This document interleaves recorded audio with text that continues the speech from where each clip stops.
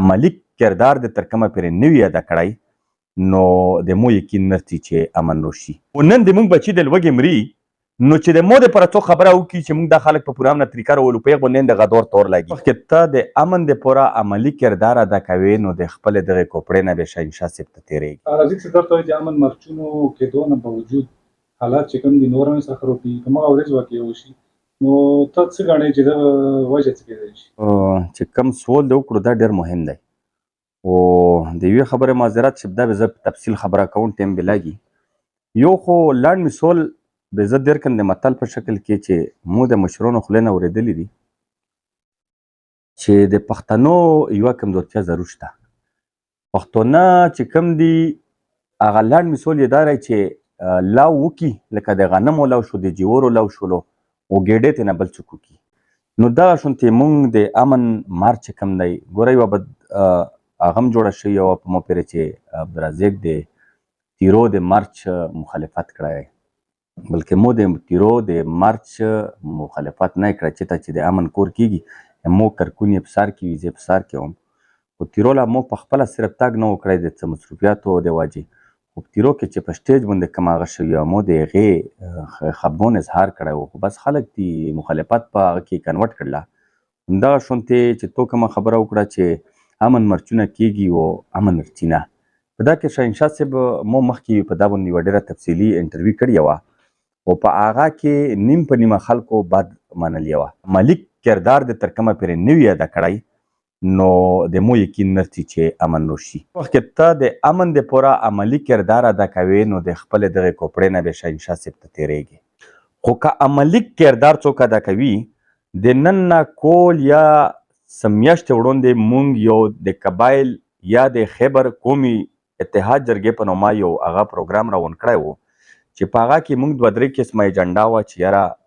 کم ورک خلک دي او کم د دا نه کډوال خلک تللي دي د دغو په امنه طریقه راوستل دا د موږ اولین ایجنډا وه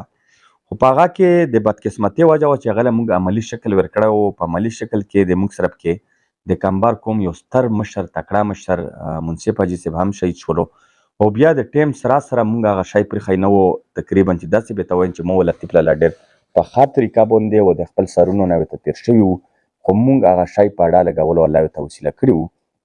خو روغلب کې داسې یوه واقعه چې لطیف لالا پکې هم شهید شولو پروګرام چې کوم دی هغه نیمګړی پوته شولو خو موږ ترېنه نه یو دستبردار شوي. زه به ذات خود چې په مو کې تر کومه پورې سوي زه به دا خبره کوم ځکه چې هغه خلک په افغانستان کې کله وجنګېدل و د خپل سرونه یې داړې واړې کړلو نو د دا نه چې څوک تللی دي ولته کې چا کپونه څښلي دي و چا بریتونه تو کړي دي نو دا یې ویلي دي چې د موږ د قبایلو مجاهدینو دا توره وکړله. قبایلو مجاهدینو سره بیا څه وشول په اخر کې چې امارات اسلامي هلته کې یو ډېر مضبوط تنظیم و هغه د هغې خورې بچي دي د هغې خورې مینون دي هغو چې کله د دغه زوی نه امریکې کاډه وکړله او هغه لوړل په هره طریقه باندې لوړلو نو امارات اسلامي باقاعده خپله خوره سمبول کړله و خپل چې کم څومره مجاهدین وو هغو له باقاعده زوی وشولو هغه یې د فورس په شکل کې د مجاهدو په شکل کې په مختلف ډپارټمنټ کې هغو له نوکرۍ میلو شولې او د هغو د ژوند سلسله هم روانه شوه او د خپلې خورې سوتنه هم ورته اسانه شوله. خو د مو د قبایلو بچي په هغه غرونو کې پوته شول چې هغو به خپل بچي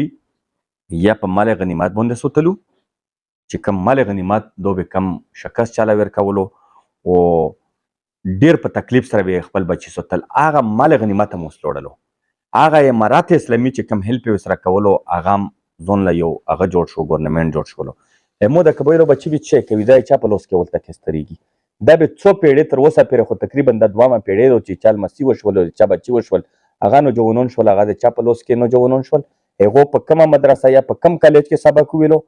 دا ممکنه ده چې قبایل بچی په کالج کې و سکول هغه اویلیبل نه وي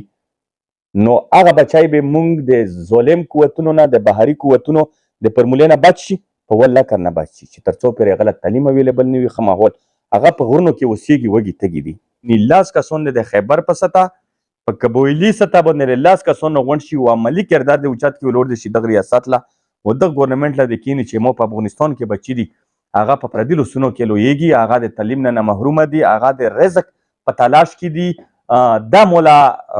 د دغو بچو بندوبست وکړه دا د موسکا بچي چې تر کومه پورې غوره بچي نه ویلي په ولله او په بله او په سمتله کې نه د دهشتګردۍ نه خلاص شي نه د ټارګټ کلینګ نه خلاص شي چې د یوې حربې نه تخلص نه شي هغو خلکو له ټیک ټاک جواز جوړ دی چې هغه وایي چې دا هغه خلک دي چې په موږ باندې بریتونه توولو چې هله امریکا له شکست ورکړلو او نن د موږ بچي د لوږې مري نو چې د مو دپاره څوک خبره وکړي چې موږ دا خلک په پوره امنه طریقه راولو په هغې باندې د غدور تور لګي په دا کې چې د کومې خبرې ډور د شهنشاه صاحب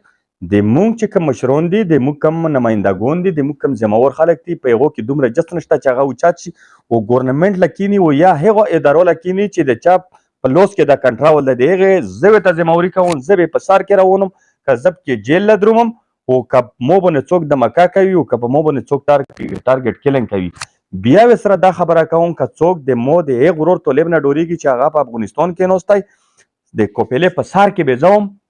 دو درته دلته ناست وي مولا د پرمولارو کوي زه به پسې افغانستان لنڅم زه به پسې بونډرۍ لنڅم زه به پسې غر لنڅم دو د خیر د طرف پرې نوسي کمرم په پیله سر کې کوفیلې به انشاءالله زه وم